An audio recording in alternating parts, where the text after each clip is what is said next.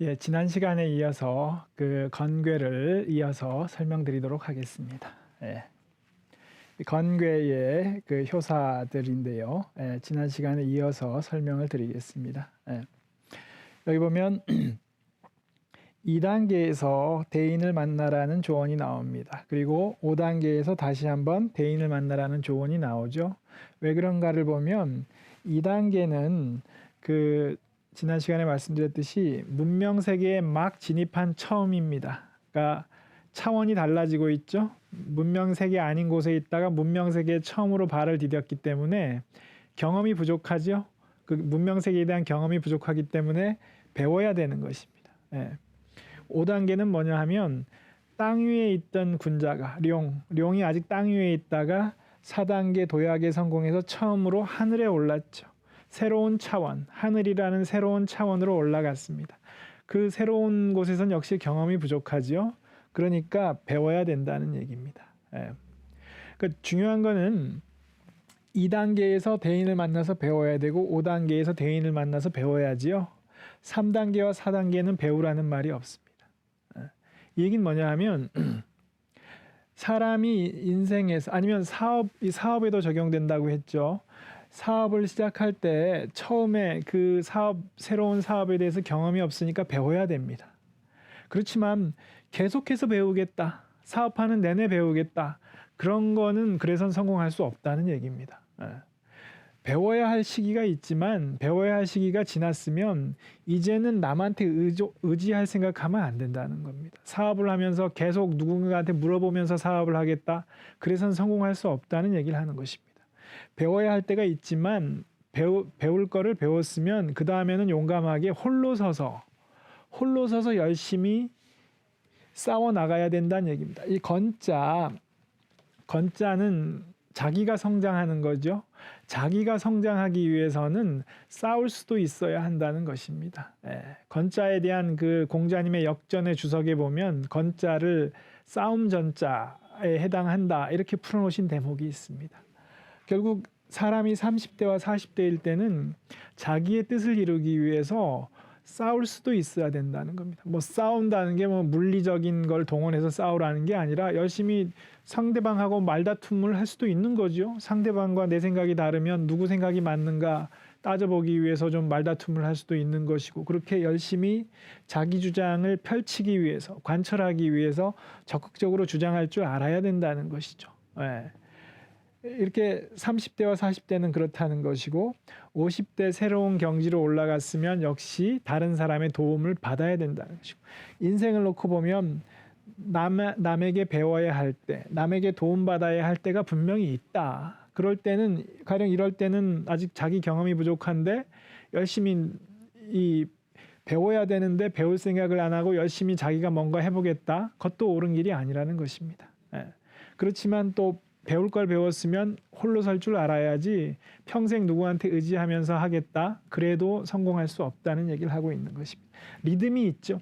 주역의 64개 전체를 보면 6단계에 걸쳐서 리듬이 있습니다. 리듬.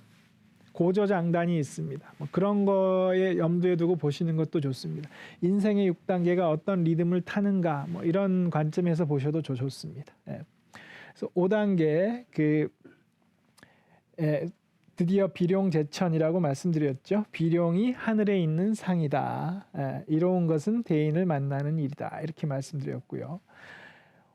그러면 5단계에서 인생에 이룰 것을 다 이루었습니다. 그런데 왜 6단계가 있나? 6단계를 보시면 상구, 항룡유회, 극상의 자리에까지 양이 오니 항룡의 상이다. 후회가 있으리라. 이렇게 말하고 있습니다. 뭐냐면 항룡이라는 것은 그러니까 비룡보다도 한 단계 더 올라간 것이 항룡입니다. 항룡. 사실 비룡에서 그 사람의 인생의 잠재력을 다 펼쳤다고 말씀드렸습니다. 가령 땅 위에 있을 때 혈룡제전 아직 문명 세계에 첫 발을 디딘 그런 어떤 풋내기 시절 아니면 이제 막 그 읍내에 진입한 군자 시절 땅 위에 있죠. 그때는 하늘을 쳐다보면서 아, 내가 언제 저 하늘을 오를 수 있을까? 하늘에 오르는 것이 인생의 목표인 것입니다. 예. 그런 그 하늘에만 오를 수 있다면 소원이 없을 텐데 이랬지요. 그런데 막상 하늘에 올라 보니까 옆을 보니까 옆에도 다른 비룡이 있단 말이죠. 옆에도 비룡이 있고 사람이 욕심이 나는 거죠. 옆에도 비룡이 있네. 그럼 나는 더 올라가서 나는 옆에 있는 용들보다 더 올라가는 내가 최고의 용이 되겠다라고 해서 한 단계 더 올라간다는 것입니다. 사람의 심리가 이렇게 되기 쉽다는 것입니다. 저민들이 보니까 사람의 심리가 2단계, 3단계 있을 때는 하늘에 오르는 것이 정말 평생의 소원이었는데 사람들이 그 평생의 소원을 이뤘을 때를 보니까 그거에 만족 못하고 하나 더 올라가려고 하더라는 겁니다. 사람의 심리가. 그렇게 해서 하나 더 올라간 항룡은 어떻게 되는가 나오죠. 후회가 있으리라. 그렇게 해서 하나 더 올라간 그 항룡에게는 그 결말이 좋지 않다는 것입니다. 후회할 일이 생긴다. 항룡의 추락, 극단적인 경우는 추락이고, 이거 사실 인생에서 많이 보지요. 이 좋았던 시절, 가령 이 항룡까지 올라갔다가 추락한 사람들이 이구동성으로 하는 말이 있습니다. 내가 이 욕심을 부리지 말고 그때 만족했더라면 얼마나 좋았을까. 그렇게 다 말하죠. 그런데 그거를 꼭 추락하고 나서야 깨닫는 게 문제입니다. 추락하고 나서야 그때 내가 더 욕심 부리지 말고 거기 머물렀으면 얼마나 좋았을까. 이렇게 이구동성으로 말하죠. 추락하고 난 다음에. 사람이 그러기 쉽다는 것입니다. 6단계에 이렇게 있다는 것은. 그래서 인생의 6단계입니다. 인생의 6단계. 사업을 성공시키기 위한 6단계이기도 하고 그 리듬이 있죠. 리듬, 항룡의 상이다. 그 다음에 그다음에 용구가 있는데 이거는 건과 곤에만 있는 특별한 것입니다. 나머지 62괴에는 이 6효로 끝나는데 이 하나 더 있습니다. 한번 볼까요? 용구, 현굴룡이라. 무수, 길. 용구라는 건 뭐냐면 양효 전체를 한꺼번에 본다는 것입니다.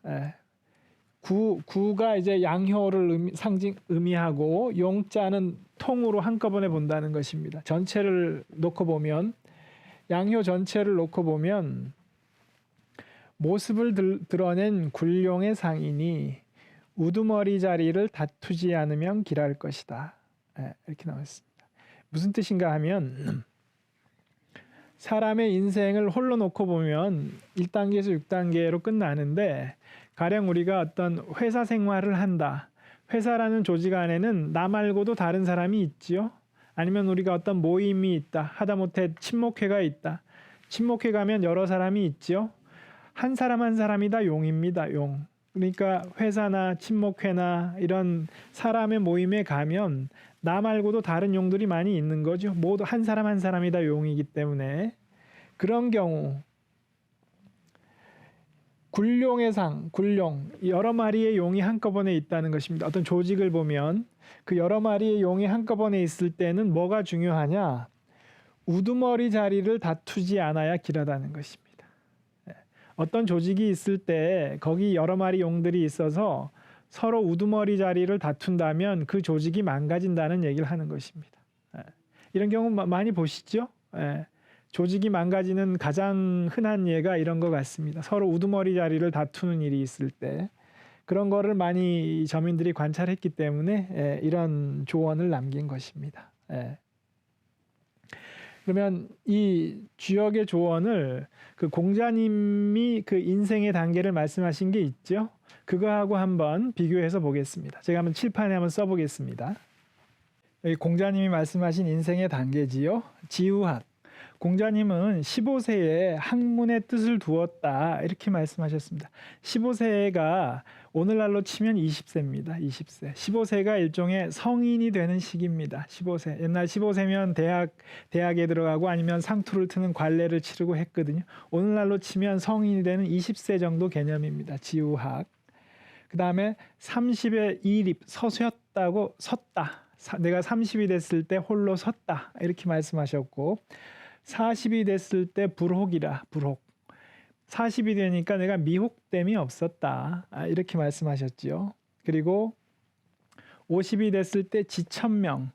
50이 되니 천명을 알겠더라. 내가 50에 천명을 알 수 있었다. 이렇게 말씀하셨습니다. 60에 이순. 귀가 순해졌다라고 말씀하셨죠. 70에는 이제 종심소욕 불유구라 말씀하셨는데 칸이 없어서 안 적었는데요. 이 단계를 이 주역하고 한번 비교해 보시면 1, 2단계가 지우학에 해당합니다. 1, 2단계. 잠룡, 아직 물속에 잠겨 있는 이무기인 시절, 풋내기인 시절. 그다음 이 전의 모습을 드러냈지만 아직 누구한테 배워야 하는 시절. 그게 지우학이죠. 지우학. 그다음에 여기가 30세가 됐을 때 이립, 홀로 섰다고 말씀하셨을 때가 바로 군자 종일 건건 그 시기에 해당합니다. 4단계가 불혹이죠. 불혹. 네. 미혹됨이 없어야 한다. 그리고 이 도약을 해야 한다. 이 시기고 5단계 비룡제천이 지천명입니다. 지천명. 하늘을 날아다니면서 자신의 천명, 자신에게 부여된 천명을 유감없이 펼칠 수 있게 되는 단계가 바로 지천명입니다. 그 다음에 6단계가 왜 공자님께서 이 순을 말씀하셨냐. 귀가 순해졌다는 얘기인데 뭐냐 하면 공자님은 학룡으로 안 가셨다는 얘기입니다. 이순이. 이 이순의 의미를 잘 모르는 경우가 많은데 이 순자가 단지 순해졌다. 우리가 순해졌다라고 생각하시면 안 되는 게 순자는 그 순명입니다. 순명. 우리가 순명이라는 말을 쓰지요. 제가 한번 써보겠습니다. 순이라는 것은 순명입니다. 순명. 자신에게 부여된 천명. 그 천명을 받아들이고 그대로 따르는 것. 이게 순입니다. 순. 네. 순의 의미. 그래서 공자님이 말씀하신 60의 이순이라는 건 뭐냐 하면 천명을 그대로 받아들이고 따랐다는 얘기입니다. 6단계. 그래서 공자님이 이 60의 이순이라고 말씀하신 건 뭐냐 하면 듣는 귀가 어떤 얘기를 들을 때 자기한테 부여된 그 천명에 부합하는 얘기만 들었지 다른 얘기를 듣지 않았다는 것입니다. 그 얘기는 뭐냐 하면 학룡으로 안 가고 5단계의 지천명, 50대에 한 그 천명을 그대로 계속 살았다는 것입니다. 60대. 그래서 공자님이 이순을 말씀하셨다는 것이 바로 공자님이 60세에 학룡으로 안 갔다는 얘기입니다. 그래서 우리가 60대 때는 어떻게 살아야 하느냐 하면 학룡의 삶을 살라는 말이 아니죠. 학룡으로 가면 후회가 있다고 했으니까 학룡으로 가지 말아야지요. 근데 학룡으로 가지 않는 비결이 무엇인가? 50대에 깨달은 자신의 천명, 그 천명에 충실한 삶을 살면 학룡으로 가지 않을 수 있습니다. 그렇죠? 공자님이 바로 그런 삶을 사신 것입니다. 60대 이순, 귀가 순해졌다고 말씀하신 게 바로 그것입니다. 그래서 주역이 조언하는 인생의 6단계는 뭐냐 하면 쭉 이렇게 밟아 나가서 5단계의 절정기인 비룡제천을 이루고 6단계에는 학룡으로 가지 않도록 주의하면 만족스러운 삶을 살 수 있습니다. 그렇게 만족스러운 삶을 살 수 있는 거죠. 그리고 사업을 한다고 하면 사업의 시작서부터 끝까지를 6단계로 나눠서 생각하면 되겠지요. 그래서 이 공자님이 말씀하신 저 말씀은 그대로 역시 사업에도 적용되는 겁니다. 처음에는 지우학, 이견대인이죠. 어떤 사업을 새로 시작했으면 저는 그 분야에 경험이 없으니까 그 분야에 나보다 경험이 앞서는 대인을 만나는 것이 중요하다. 이때는 초창기에는 내가 뭔가를 내가 뭔가 멋진 거를 이뤄내겠다고 혼자 열심히 하는 게 중요한 게 아니라 나보다 지식이 많은 사람을 찾아서 배우는 게 중요하다는 것입니다. 그리고 그 배움이 끝났으면 그 다음에는 홀로 서야 된다. 이립. 그리고는 부록이죠. 부록. 뭐냐 하면 40대는 이 1000명을 이루기 위해서 50대의 지1000명을 이루기 위해서 한눈 팔지 말고 도약을 해야 한다는 것입니다. 도약. 사람이 40대에 이르렀는데 이 도약의 발판인 연못이 구축돼 있지 않으면 곤란하겠죠. 그러니까 사람이 40대에는 도약을 하기 위한 연못을 구축해야 되고 구축이 끝났으면 도약을 해야 합니다. 그러기 위해서 부록을 말씀하신 겁니다. 다른 곳에 한눈 팔지 말고 미혹되지 말고 1000명을 이루기 위한 도약에 집중하라는 얘기죠. 40대 때 도약을 안 하면 어떻게 되느냐? 중요한 건 또 도약을 해야 된다는 겁니다. 자기가 이만한 연못을 이루면 사람이 거기에 안주하기 쉽거든요. 거기에 안주하지 말고 도약을 하라는 것입니다. 그래야 하늘에 오를 수 있겠지요. 그래서 이 대목도 중요한데 뭐냐 하면 이제 제가 이 주역을 공부하니까 그 제 아는 선배가 사업하시는 분인데 어느 날 이제 저를 만났는데 그런 말씀을 하시더라고요. 혹시 주역에 뭐 좀 나한테 해줄 조언이 있냐? 제가 주역을 공부하니까 뭐 무슨 일인데 그러시냐 했더니 그분이 사업하시는 분인데 사업이 그럭저럭 잘 됐어요. 안정돼 있죠. 그런데 어느 날 누군가 나타나서 투자를 좀 하고 싶다. 당신 사업이 좋아 보이니까 내가 좀 투자를 하겠다. 근데 상당히 거금을 투자하겠다는 거예요. 그래서 이 선배가 고민이 이 투자를 받는 게 좋은지 안 받는 게 좋은지 자기가 판단을 잘 못하겠다. 좀 뭔가 이런 상황에서 조언해 줄 게 있느냐라고 저한테 말씀을 하셨어요. 그래서 제가 조언이 있다. 주역에는 인간사 모든 일에 대한 조언이 있기 때문에 조언이 있다. 그때 제가 이 건괴를 말씀드렸습니다. 그래서 건괴는 우리 이 인생사에 여러 군데 적용할 수 있습니다. 그러니까 왜냐하면 그 어떤 사업이나 어떤 일에 적용할 수 있기 때문에 인생 전체만이 아니라 그래서 제가 그 선배의 고민에 대해서 건괴를 바탕으로 뭐라고 조언을 드렸냐 하면 지금 그 선배님이 뭘 고민하고 계신지를 주역의 시각에서 보면 어떻게 되느냐 하면 그 선배가 뭐냐면 4단계에 있는지 5단계에 있는지를 판단해야 되는 겁니다.